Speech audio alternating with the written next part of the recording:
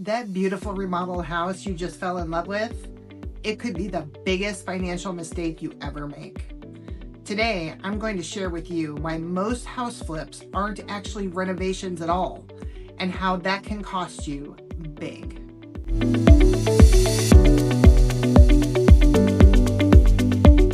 I've been working with buyers as a realtor and investors as a contractor for nearly 13 years now.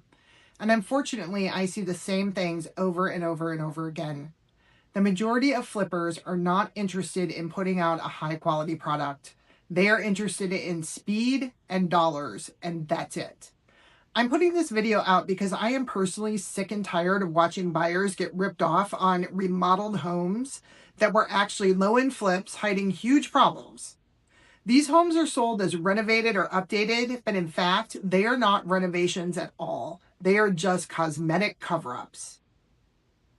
While you may walk into a flip and think, oh, this looks really nice. It looks like a brand new home. The reality is most investors are not concerned about making a house beautiful. They're concerned about ROI, not about livability, not about quality materials or construction. It's all about pretty to get it sold fast and for the most dollars. And it won't take long after you move in to see issues start popping up. To save money, most investors use discount labor. They are not going to hire a quality GC or spend the money to get the best quality skilled trades in, and it shows. A quality trim carpenter costs more than somebody learning on the job, and investors know that. A skilled GC is not going to cut corners and let things slide like someone who is unlicensed will. Our reputations and our license depend on us doing quality work. So many times, investors use substandard labor, unlicensed labor, and people who may be jack of all trades but masters of none. And cutting these types of corners shows in the finished product, the livability, and sometimes the safety of the home. Another issue that often arises with flip properties is that permitting and inspections are often missed. Some investors fail to get permits and inspections because those things can slow the project down and they cost money. Here's an example we just found in a wall of a kitchen that was remodeled 3 years ago. Yes, that's a live electrical line that was buried in the wall right over the gas line and the cooktop. What would have happened if there would have been a gas leak?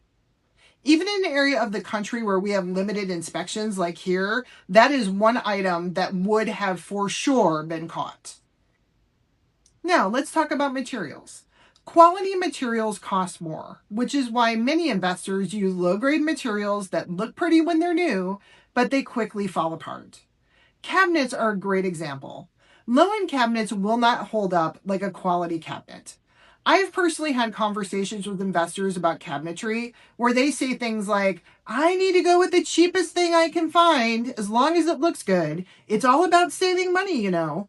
Again, these may look great in photos, but cabinets with thermal foil or paper wrap, press board, plastic parts, drawers that are nailed together, and the like are not going to hold up over time. In my showroom, I carry 2 low-end lines of cabinetry. They both have solid wood construction, soft closed doors and drawers, dovetails, and real wood face frames. I will not sell anything that is of lesser quality because I know the failure rates and the limited lifespan of those materials. I got one of our low-end lines in my own kitchen because we were in a hurry and they arrived from the manufacturer pretty quickly. Usually we get them in 2 weeks or less. We bought the house and we had a very limited amount of time to make the updates and to get moved in. So despite wanting to go with a higher end line, we just did not have the time. But I knew going in that these were not going to be 10 to 20 year cabinets. They're beautiful cabinets. But as expected, they're not holding up as well as a quality line, and we're going to have to replace them all in about 5 years. And that is a big process. Don't let anyone tell you there's no difference between a cheap thermal foil or paper finish cabinet, a solid wood entry-level cabinet, and a solid wood high-end cabinet, because they're lying. Better construction, better quality materials, better quality paint and finishes all play a role. And there is a difference between the same kitchen with $5,000 cabinets, $10,000 cabinets, and $40,000 cabinets. And here's a pro tip, because I see it online all the time. IKEA cabinets are not a quality long-term solution. Don't do it. Another issue with flips is that, in my experience, the majority of investors are not interested in improving flow and function. It simply costs too much money to move walls and electrical and plumbing, or to rework space to add a mudroom or laundry. The problem is, a pretty kitchen isn't necessarily a functional kitchen. Yes, you definitely want your kitchen to look nice, but even more importantly is how it functions. Is it easy to cook in? Is it easy to move around with multiple people in the space? Is there enough countertop space? Enough storage? Enough of the right types of cabinets? All of these things will affect how you live in the home and your enjoyment of it way more than how pretty it all is. And finally, maybe one of the biggest issues with buying a flip is that investors tend to be anonymous. So they don't care if the product they put out holds up over time. Many of them are running under LLCs or DBAs, so the buyer has no clue who they are actually buying from. Once the house goes through escrow, the investor is done. They just want to get it sold and move on to the next one. They don't care if it holds up or how it looks 6 months or 6 years from now. They are pocketing the profits and they are moving on. We started our professional career on the West Coast doing flips for investors, and the amount of things they expected us to cover up, cover over, or ignore is mind-boggling. In most cases, the people buying those homes were not going to have the money necessary to fix and replace all of the issues and the things that were inevitably going to break down many times within months of move-in. This is the main reason we became licensed builders and why we are very careful about who we work with. Now, are all investors like this? No, absolutely not. There are some great investors out there who really care about the quality of products they put out and are proud of what they do. They are totally willing to make less profit to put out a better product. But unfortunately, they are super few and far between. So what are your options if you're in the market for a new home? Well, as of the first quarter of 2026, the median price of a new single-family home in the U.S. was actually about $1,400 less than the median price of an existing home. It's the fourth consecutive quarter that new homes have been selling for less than resale homes. So if you have the time and resources, you may want to look into building a home. When you build a home, you get exactly what you want. And there is a great deal of value in building a floor plan that perfectly fits your lifestyle. You also get to choose your materials. You don't have to worry if the faucets in your home are cheap big box quality, or if the cabinets are low end, or the light fixtures came from Amazon. Because you get to choose what you want, and you will know exactly what you're getting. Quality materials that will hold up and last for years to come. Another great thing about building a home is the experience itself. Yes, it can be stressful, but the stress can be greatly mitigated by finding the right design build team to help you through the process. Instead of being stressful, building your home should be fun. It should be educational and rewarding. And finally, when you take undeveloped land and you put in infrastructure and buildings, your equity grows really quickly. This is being your own investor. Maybe you don't want to build your forever home. Maybe you want to build something for now with the plan to move up in a few years. Building often provides a great return on investment if it's done thoughtfully, carefully, and intentionally. But maybe building is too much and you just want to find a house that fits your needs and lifestyle.